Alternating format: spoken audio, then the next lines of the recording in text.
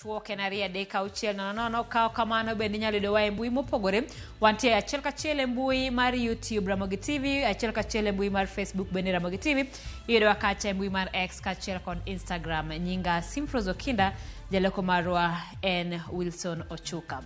Wachako kod jotembe migepe manyien ma owal kama bende wadwa mondo mi warang nondgi ahinya mago ma bende gin jotend migepe abich mowal manyien mane onge e sirika kata mane onge e jotend migepe mokwongo wabiro chako kod Julius Migos Ogamba oyiere migawo mar somo. Kabende okawo kar jatend migawo machon Ezekiel Machogu. Nond Migamba chalo nade? En gi lony e weche chike mosebede kuom thuolo mar higni 25.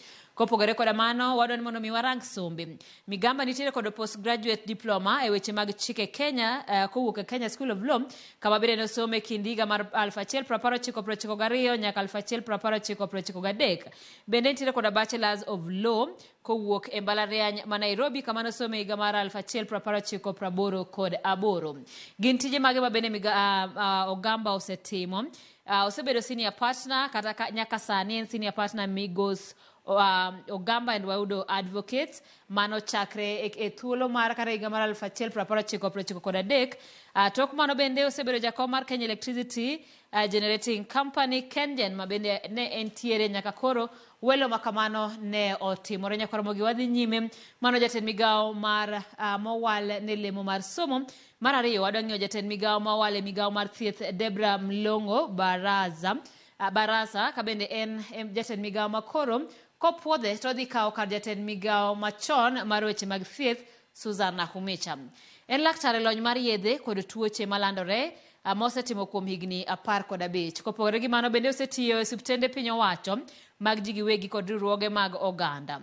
Bende Barasa ne en e opara manyime e kinde muoch tuoche kaka COVID-19, Ebola kod tuo mar nyaldiema. Somba Barasa chalo nade? Entiere kod Masters Internal Medicine ma bende ne oyudo kowuok e mbalariany ma Nairobi e kinde higa mar 2012 nyaka 2017. Bende entiere kod Masters Infectious Diseases ka bende ne oyudo kowuok e skul mar London School of Hygiene and Tropical Medicine. Poro dhi nyime kod somo makamano Bachelor of Medicine and Surgery e mbalariany ma Nairobi e higa mar 2001 nyaka 2006. Wadhi nyime kod nono jatend migawo mar thieth ma owal kawuono. Tije osebedo ka chalo nade? Osetiyo kaka internal medicine consultant, a physician e duol mar CHANF. Bende osebedo consultant mar infectious diseases mano e riwruok mar piny ngima mar World Health Organization. Osebedo internal medicine physician bende e od thieth ma pacho ka mar Mata Hospital.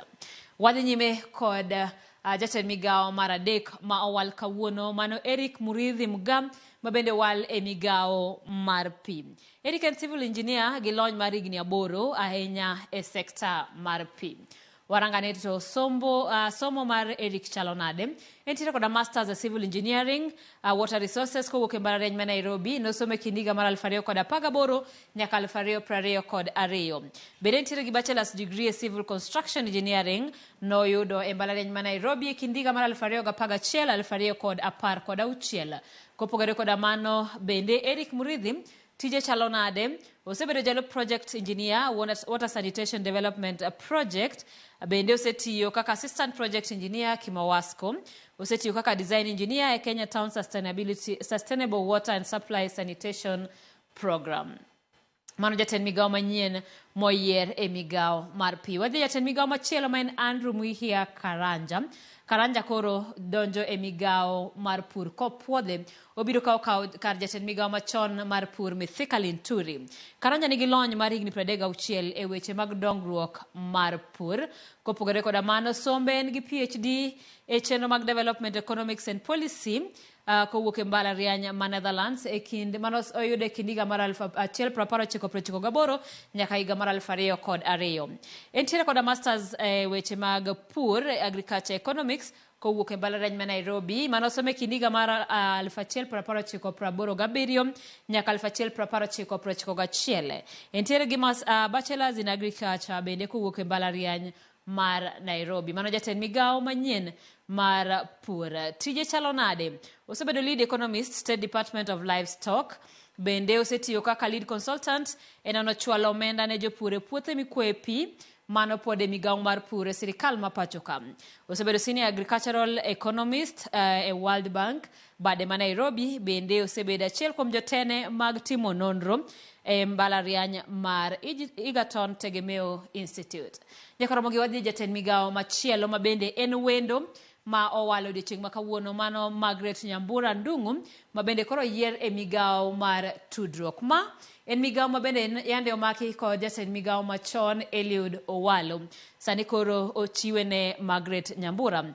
Nyambura en jalony e telo e weche mag mbui kod tudruok. Oseloso chenro mar somo e weche mag mbui mitiyo godo kod kuonde tiegruok mopogore e pinje mag Afrika. Wadhi nyime mar nono Margaret Nyambura Ndung'u sombe chalo nade. Entiere kod postgraduate fellowship kowuok Shwane University of Technology Pretoria, manosomo e kind higa mar 2012 nyaka 2013. Bende en gi PhD Information Systems kowuok e mbalariany ma Nairobi University, manosomo e higa mar 2011. Entiere kod MBA Management Science kowuok e mbalariany ma Nairobi, manosomo e higa mar 2000. Bende entiere kod Bachelor's Information Science mowuok Moi University. Nyakoromogi pod wadhi nyime mar none Margaret Nyambura tije chalo nade. Osebedo Senior Research Manager Global Digital Inclusion Partnership. Bende osebedo jatim nonro e Cyber Security Mentorship Kit Gender Justice in STEM Research mago e pinje manitiere Afrika. Bende jatend migawo manyien mowal e migawo mar ICT. Osebedo Senior Regulatory and Internet Governance Expert. Ochwal nyinge o commission mar AU.